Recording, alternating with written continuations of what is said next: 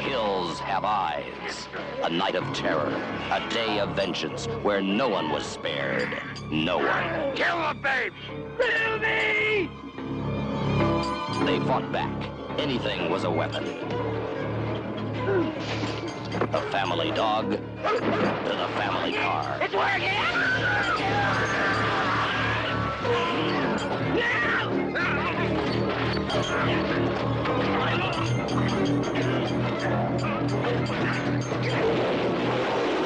The Hills Have Eyes.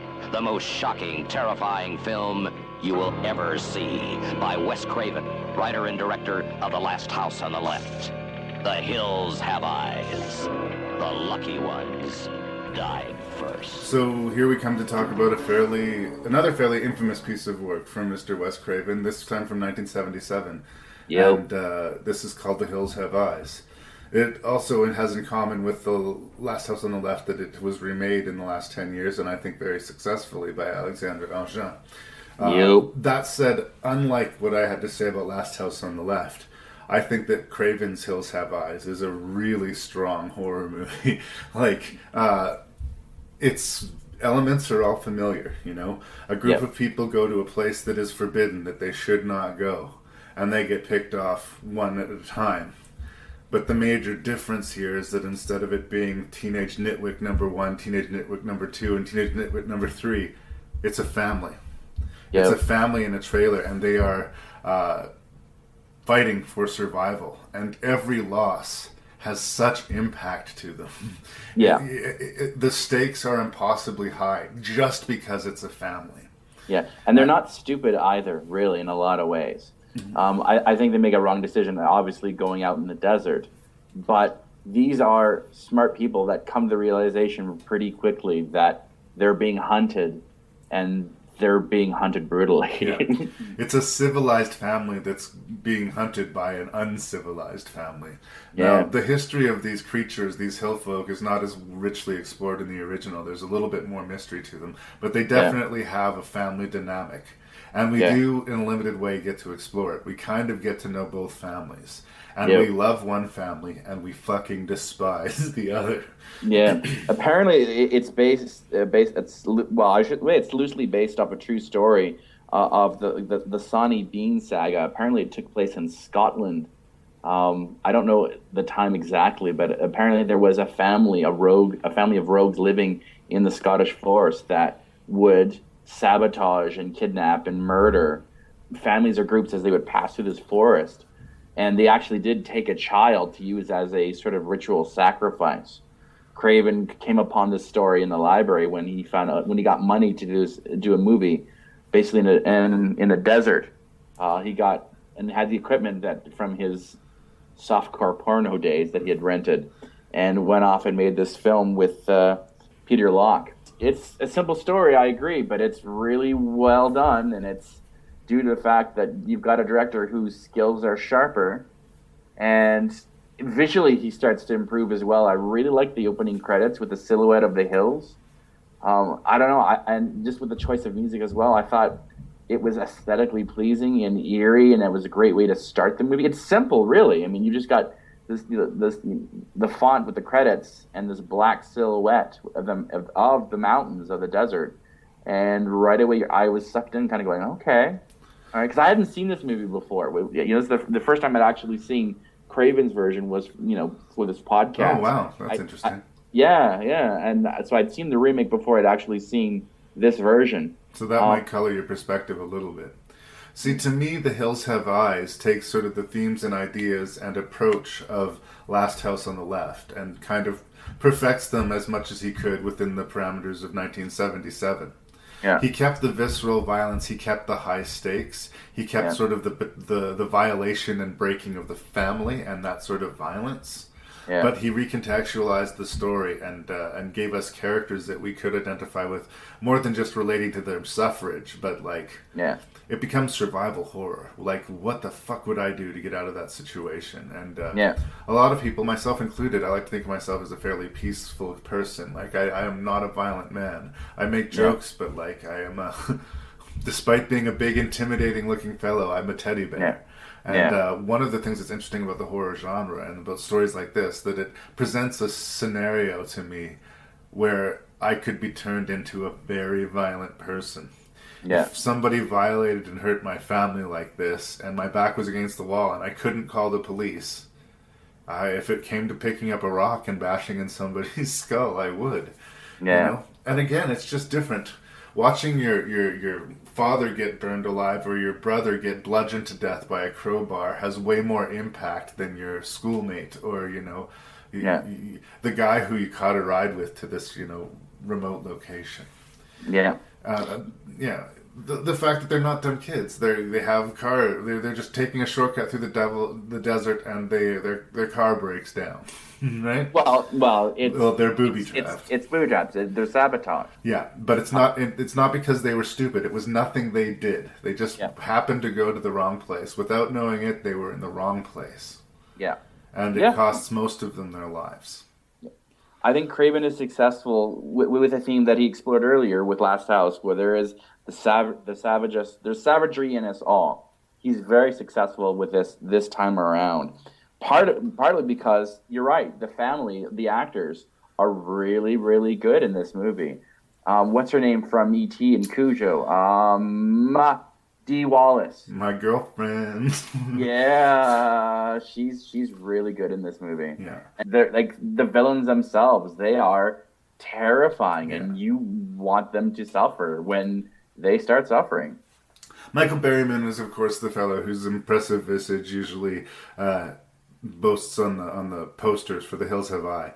We will also talk about him again when we talk about Deadly Blessing, and Craven has used him a few times, and he does have that sort of interesting, creepy look to him. I understand why he's sort of featured in horror movies, but cult people will keep an eye on that. I think that for me, one of the most infamous things about this movie is the famous assault on the trailer. I think that's what we were leading up to. The Dee Wallace character is basically cornered by these evil people and is put in a position to defend the baby. Yeah. And she has this confrontation with these evil bastards where it's a fight to the death for this baby. And she loses. Yep. And it's shocking. It's still shocking. It's shocking today. It's not what you expect. And the fact that the family has been played and manipulated, the men have been drawn away so that this can happen. It is brutal. And I emotionally react to it. I my hands go up to my head and I'm like, holy shit, in a way that I wasn't while I was watching Last House on the Left. Like I said, Last House on the Left, I had kind of a sour look on my face. I was just sort of looking at it like, this is gross, this is yucky. But I wasn't emotionally connecting beyond that. Whereas in The Hills Have Eyes, this really gets my blood up. This engages me because I want to see this evil punished. Oh yeah, no, you are engaged. Legend has it though, Craven, they were filming this, and Craven wanted the baby to be murdered, and the cast universally said, "If you do this, we all walk." Wow. So he was essentially Craven wanted to take it even farther. But Dee Wallace and all of them said, no, this is not happening. Yeah. So so the child, along with the dog, was supposed to die originally. That's interesting. There's like a cast coup. yeah. And I think it was the right choice. I think that would have taken the movie in an even uglier place. I think, again, it goes back to what I was saying earlier, that sort of the younger, more aggressive filmmaker, he's just doing stuff that is forbidden, and he's sort of rubbing people's nose in it a little bit. But this time he's doing it within the context of a high-stakes, thrilling story. And I would argue that he didn't quite successfully do that the first time out. Yeah, no, that trailer scene, it's still famous to the day, both in the original and it's done really well in the remake. They used that dead dog was actually a dead dog as well. They bought it from the local sheriff, I found out. Yeah, that also makes me go, yeah. Speaking of dogs, I mean, that's heartbreaking that was a real dead dog. But it has one of my favorite, you go puppy dog, somebody feed that dog a steak scenes in movie history. Because at that point, we want the good guys to have a win so badly. And the dog, of all people, delivers that win. And they don't even know it happened, but we did. It was a relief for the audience, but not for the protagonists. It was like... Oh no, I was yelling, "Go Fido! Yeah. Go Fido! Oh. It's a birthday!" Apparently, like he really bit Michael Berryman too. Like he really hurt him. Oh, no. So kudos for him. But yeah, no, when that other shepherd starts kicking ass and taking names, I was like, yeah. So yeah, good for him. It's another entry point for me in the family too, being such a dog person. The fact that they so love the dogs. The dogs are as much members of the family as anyone else, you know. And the dogs protect the family as vehemently as anybody else. I love it. Yeah. Yeah, no, you are affected when that one dog gets it, but they are protecting the family. So that's when things started going wrong. There's that scene with over the radio. I thought, oh. Well, that's just it. Like, they're not just killing these people. Part of it is they're really enjoying the torment on it, too. Yeah. These people are awful. And like I said, we don't understand them to the same degree that we do in the remake, when we understand that they've been sort of malformed and mutated due to nuclear testing. These people, as far as we know, are just like crazy inbred hill folk who like to fuck shit up. They're like rednecks taken to the most evil extreme possible.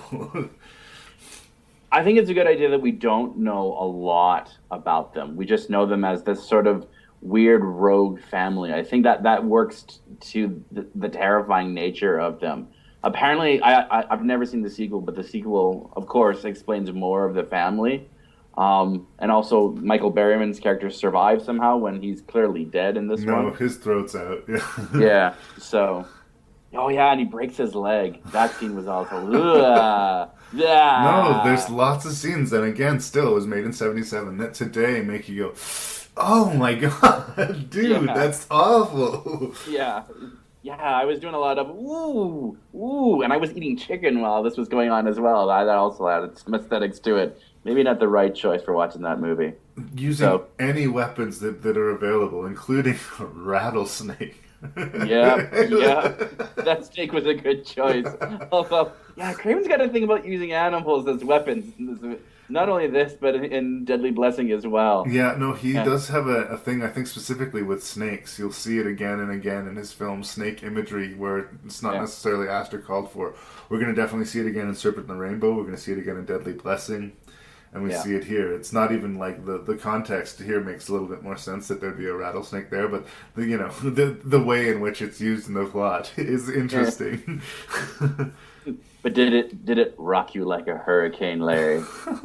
Really, like the problems with the movie for me are still kind of minimal. Like there's a 70s aesthetic to the delivery and the execution of the performances because it was made in the 70s, and that I completely give it a pass on that. Some of the effects are more convincing than others, but none is so unconvincing as to take me out of it. It's I was a never really taken out strong of the movie. horror movie, and I recommend it. I think this movie and its remake kind of hold hands. I guess I would have to say, if I was asked to pick which one I prefer, I would say I like the remake a little bit more. Yeah. But it's tough. It's tough. And, I don't know, man. Like, I really, really enjoyed this version. They're both good. Like, I'm not disagreeing with you. They're both very strong, visceral movies. And I was deeply affected by them. I don't know. It's tough. I really enjoyed this movie. Even speaking about it now, it's coming back to me and how it moved me. The trailer scene really does it for me, because when Dee Wallace loses the baby, you are horrified. So you're I don't just know. not ready for it. You just don't expect it. It's like when we talked about Carpenter with the little girl getting killed at the ice cream truck. Yeah. You just don't expect that. You don't expect a mother to, stand up to defend her child and then die and have the child taken. It's just it's immense. Yeah. Big thumbs up for The Hills Have Eyes.